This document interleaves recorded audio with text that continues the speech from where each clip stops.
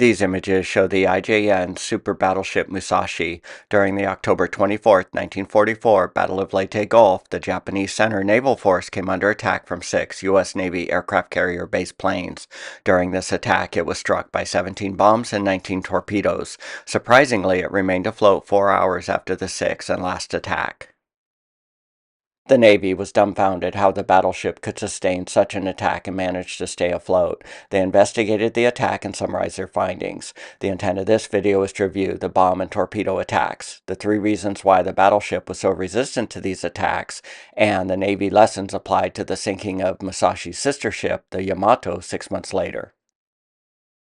The Battle of Leyte Gulf is considered the largest naval engagement in history. The U.S. 3rd and 7th Fleets consisted of 300 ships, whereas the IJN fleet was comprised of 67 ships. 35 of the U.S. ships were aircraft carriers, 8 of which were fleet carriers. This map from a 1945 World War II Atlas document shows the extent of Japan's empire as of October 15, 1944.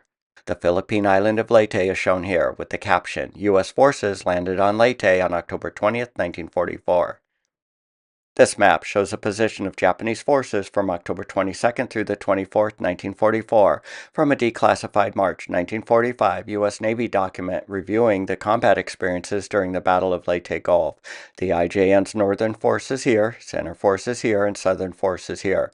The center force is the largest of the 3 forces, consisting of 5 battleships, 12 cruisers, and 11 or 12 destroyers. The Musashi is one of the 5 battleships in the group. The force took this path and was spotted by a U.S. Navy Task Force 38 recon plane here at 9 a.m. on the 24th. The center force continued on this path, and by 2 o'clock p.m. were here. Battleships are generally difficult targets to sink. The Musashi and her sister ship Yamato were large, displacing around 72,000 tons.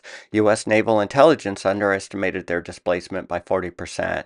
The Musashi was designed with 1,065 watertight compartments located below the waterline. These compartments isolate damage areas and help mitigate flooding. The 1,065 compartments would be located in this area.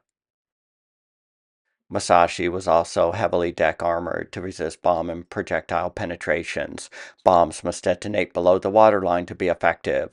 Bombs need to strike at a high velocity with penetration power to defeat the battleship's deck armor and incorporate delayed fusing to ensure its explosive fill will detonate when located below the ship's waterline.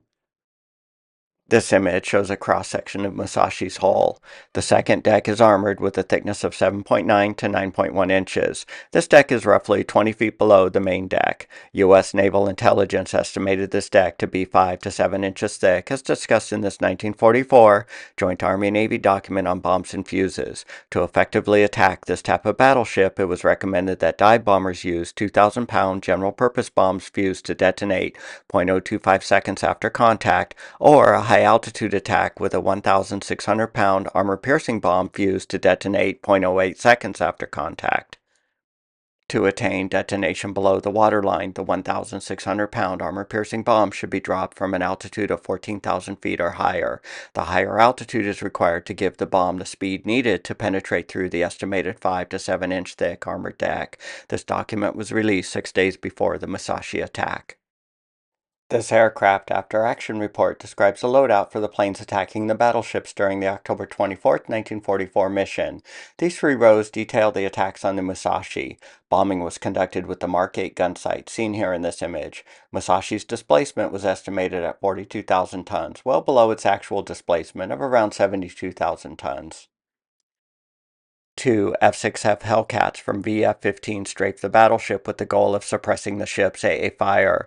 5 SB-2C Helldivers from VB-15 each attacked with either a single 1,000-pound armor-piercing bomb or a single 1,000-pound semi-armor-piercing bomb. 3 of the 17 bombs that struck the Musashi were from this attack. 6 TBM Avengers from VT-15 attacked with Mark 13 torpedoes. 3 of the 19 torpedoes that struck the Musashi were from this attack. Pilots observed the battleship streaming oil after the attack. The other 2 battleships were attacked with similar munitions and tactics. This page provides additional pilot observations of the attack. The Musashi's deck was planked like a U.S. peacetime battleship. If anyone has any further information on the significance of this observation, let me know in the comment section. Battleship AA fire was intense and accurate through all phases of the attack. They were firing from their 3-inch and 5-inch batteries. They also fired their main guns to create waterspouts to disrupt the Avenger's torpedo attack runs. The carrier pilots were dumbfounded why 3 of the 5 battleships did not take evasive maneuvers while under attack. It's speculated that this may be due to the confined zone of the battle. This after-action report provides additional details of the Helldivers dive-bombing attack tactics. The Hellcats and Helldivers attacked in dives together, with Helldivers releasing their bombs from an altitude around 3,000 feet. The Hellcats strafed the ship's AA stations. The Hellcats also flew with the Avengers on their torpedo runs, also strafing the ship's AA positions. They then made a final strafing run, then returned back to the carrier. Other Hellcats attacked the battleship with 500-pound general-purpose bombs fused for an instantaneous detonation, and then attacked with their machine guns. They were targeting the battleship's AA guns. The battleship continued to fire at the retreating carrier planes to a range of 15 miles. This page from a 1945 Navy Bombs and Fuses document outlines characteristics and a cutaway of the Mark 33 1,000-pound armor-piercing bomb. The bomb is 73 inches in length, 12 inches in diameter, has a casing wall thickness of around 1.1 inches, and its weight equates to 1,025 pounds when filled with 140 pounds of explosive D. Explosive D was selected over TNT due to its insensitivity to the impact shock expected with this type of bomb. The bomb's Mark 228.08 second tail delay fuse is located here.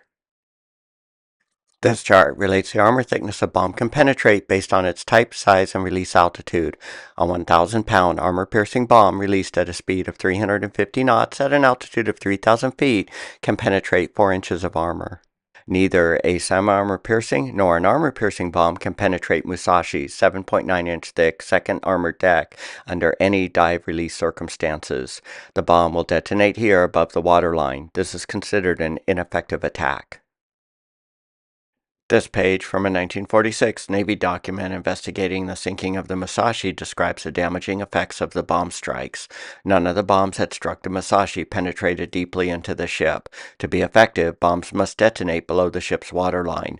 Near-miss bombs detonating within around 5 feet of the hull can also be as damaging as torpedoes. There was a lack of fire during the Musashi attack. This may be due to empty outer compartments. The armor-piercing bombs used to attack battleships during the Battle of Leyte Gulf can only, in practice, penetrate around 3 inches of armor. They had little damaging effects on the battleships attacked. The damaging effect of the 500-pound general-purpose bombs that targeted the battleship's AA stations had more of a damaging effect on the battleship. This page describes 2 of the 19 torpedo strikes. The Avenger released its torpedo at an altitude between 5 to 600 feet at a speed of 250 knots at a range of 1,500 yards. It struck the starboard aft side of the ship. The ship turned 45 degrees after this attack.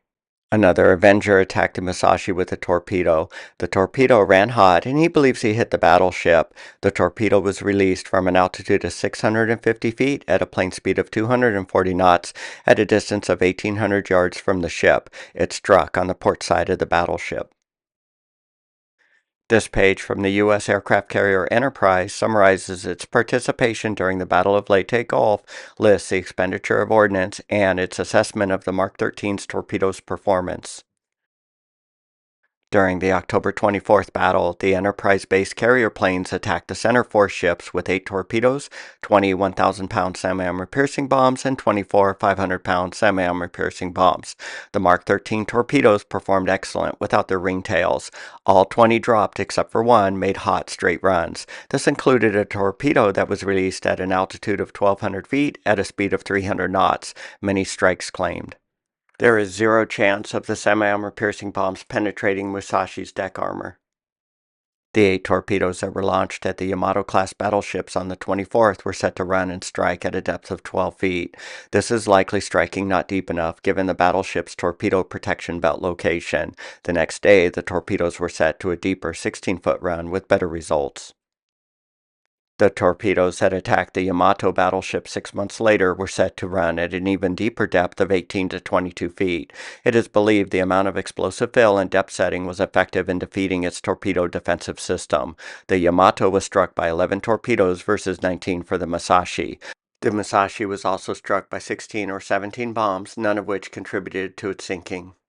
The Japanese claimed that the Musashi was struck by 21 torpedoes, more or less equally distributed on both sides of the ship. The Musashi took 4 hours to sink after the last attack. This is likely due to that torpedo strikes on both sides of a ship are not as effective as concentrating the strikes on a single side.